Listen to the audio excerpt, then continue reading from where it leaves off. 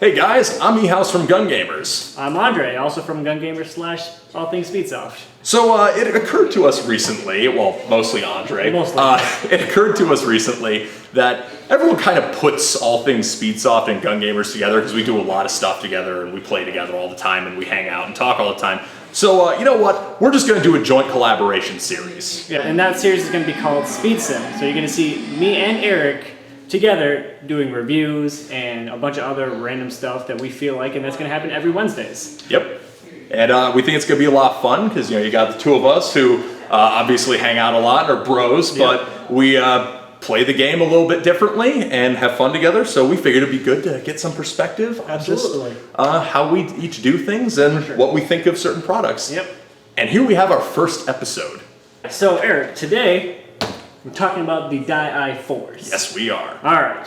So I've had mine a little longer than yours. Just a little longer than mine. And the original reason why I had bought a i4 is because I've heard so many good things about it. And I took the plunge and I bought myself a i4. Now, originally it was the black one with the white trim, which you obviously can't get anymore since it's discontinued. But I did have it for over 4 years, and I still have it to this day. And I have got to say, these are probably the best eye protection I've ever bought. I've had Revision, what are they called? Exo Shields. I've also had Revision Desert Locust, as well as the Arena Flakjacks, and all of those had fogging issues, but these guys. And I have to say, I have not had mine as long as yours. When did I buy this? Probably 4 or 5 months ago? Something like that? I think you're almost pushing a year now. Am I? Yeah. Man, I didn't remember when I bought it. Okay, anyways, but I've run it hard myself. Especially today. 3 or 4 times. Yeah, I ran it really hard today. But my friend, Nick, who actually, he goes by Fox, and he's actually written an article for us, or 2 maybe, I believe. He ran it hard because obviously he didn't have eye protection that had ears, which are required at River City.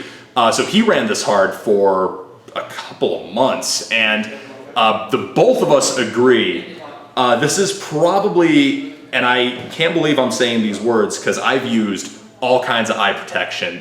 Everything that people have told me does not fog, fogs. You might not be able to tell because this shirt all looks the same color. This was a much lighter tan earlier today. And I was just out playing with this bum, and I sweat a lot. I'm a really sweaty man, and it has not changed over the past few years. And these are the only eye protection I've ever used without anti-fog that have consistently, in all kinds of temperatures, not fogged. I'm very surprised I'm saying that because every other product I've used has been fog central, even if I was told they didn't fog. This one does not fog. That is not to say there aren't other slight cons, but nothing major. Limitations. Things to consider when you're considering a i4. For one, they are a little hotter on your face than, say, a mesh and goggle combo, because the mesh obviously vents a little better because it's a metal that just has holes all over it.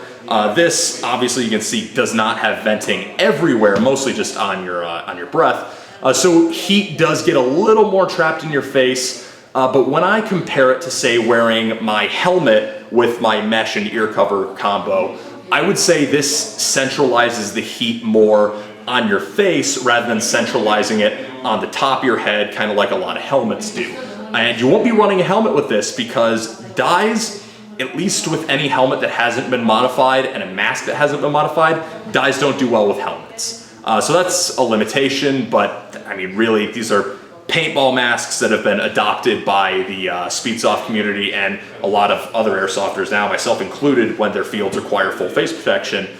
So these are not meant to run with helmets, really. So you'll want to consider something else if you run a helmet. The other thing is if you, like I said, if you sweat a lot, the foam kind of acts like a sponge. So in River City, when we go to a safe area and I come back out and I go to put my dye on that's super sweaty, it kind of like squeegees and the water just drips onto my face. And that's actually kind of humorous because it gets all over the lens, but even with that much water all over there, it still doesn't fog. That's really why I'm impressed, because I sweat that much to the point where that's a thing I have to consider with the foam, that it doesn't fog. The foam also stays in place extremely well, which is something, again, I'm very impressed by. Another thing to consider is these come with a chin strap, which I may recommend you use for certain face shapes. Yeah, especially today, right? Yeah, today I took a bit of a spill. My die came off because I wasn't using the chin strap. Also because I took a pretty aggressive spill. So the chin strap may be something you want to keep on. For me though, and for other people with big jaws and big faces, the die chin strap might be frustrating because then when you speak, it bobs all over your face. That's actually why I took it off. So I'm just gonna have to play with the tension more to see if I can get it where if I take a spill, it doesn't come off. That's the other problem is if you are like me and you have a big face, if your mouth is wide open, you could technically still get BBs in your mouth if your mouth is wide open. So keep your mouth shut. Rule for everybody. So on the SpeedSoft side, if you're looking to put cameras on here, there's a couple of options that you have. First of which is there's a 360-degree mount for a contour camera. That only kind of applies for contours, I feel like. You can get away with putting a GoPro here, slap it on the side, but then it kind of gets a little lopsided and then you have to really adjust the tension to where you get headaches. Yeah. So I wouldn't recommend doing that so much, but as far as contours go, you don't have to tighten it too much for it to not, tilt to one side. So that is an option for you. You do have a 360-degree mount from contour that you can mount here on the side of the lens. Now, if you're not comfortable of slapping a mount on the side of your lens, then there are a couple other options as well. There's a couple of people out there that do make mounts for the die-4s. Tapped Airsoft do make some, as well as Brain Exploder has some contour and GoPro mounts that mount on the top of the vent holes right here with some bolt and nut. So you can bolt those on there and then you can have your GoPro or your contour on there as well. Something to consider when you are buying a die-4. Another thing I would say to consider with the die-4, and again this kind of ties into my earlier point where if you got a big face, but the cheek weld on this is not bad on rifles, depending on who you are.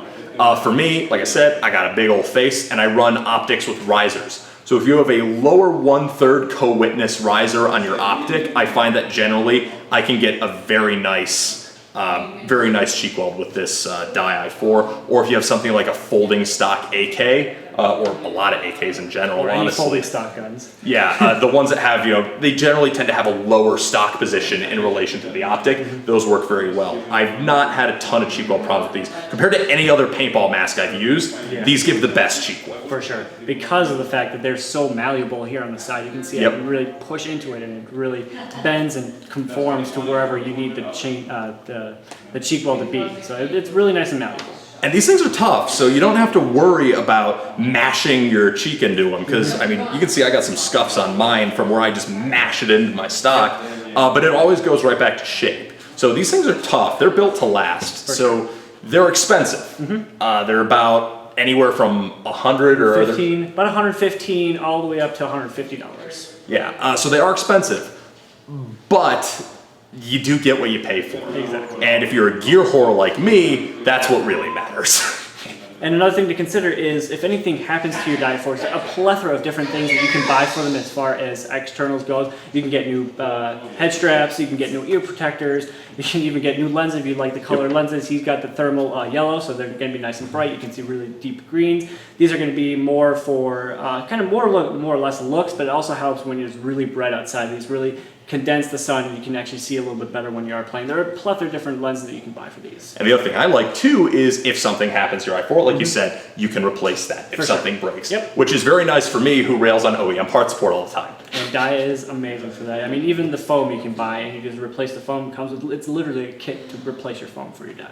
Alright, so to take apart your die-4 was really simple, especially taking out the lens is really simple. You're going to have a little button here on the inside, you push that in and you push forward. On the other side as well, push in and forward, and at that time, the whole lens should come right out. And then just to put it back in, you slide to make sure everything lines up to the holes.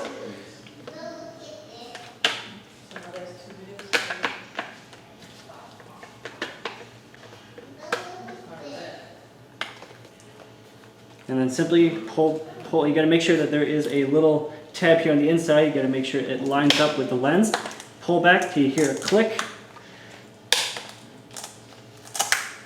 Bam, you're in. Really simple. So yeah, in conclusion, For my thoughts on the Di-4, from a milsim perspective, these aren't allowed at a lot of big milsim games, like Milsim West, American Milsim, and Lion Claws and IMSATO, I think, don't let you run these. Not sure about Centurion. They want you to have, you know, more realistic setups. So you might not be allowed to run these at national milsim games, but I have yet to find an open play field that for their ops is not okay with you running something like this, especially if it's in, you know, this die cam, matches my, you know, nice Gucci multicam pretty well.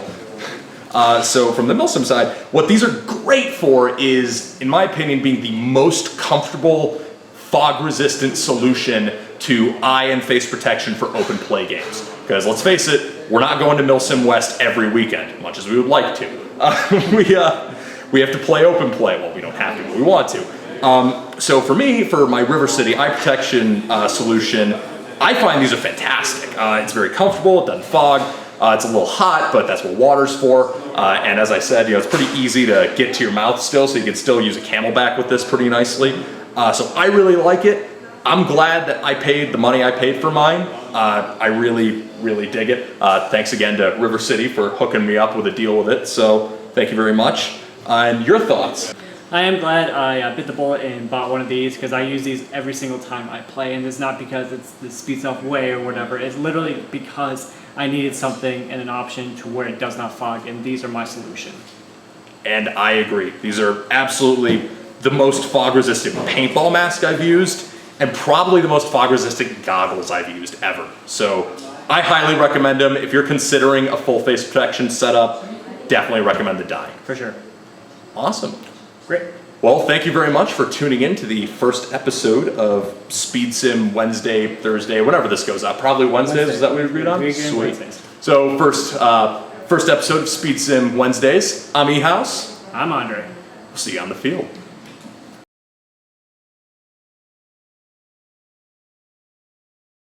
But as far as the product goes, I'm glad I took the bullet and I bought one of these because I love these. Took the bullet? I thought it was bit the bullet. You took a bullet?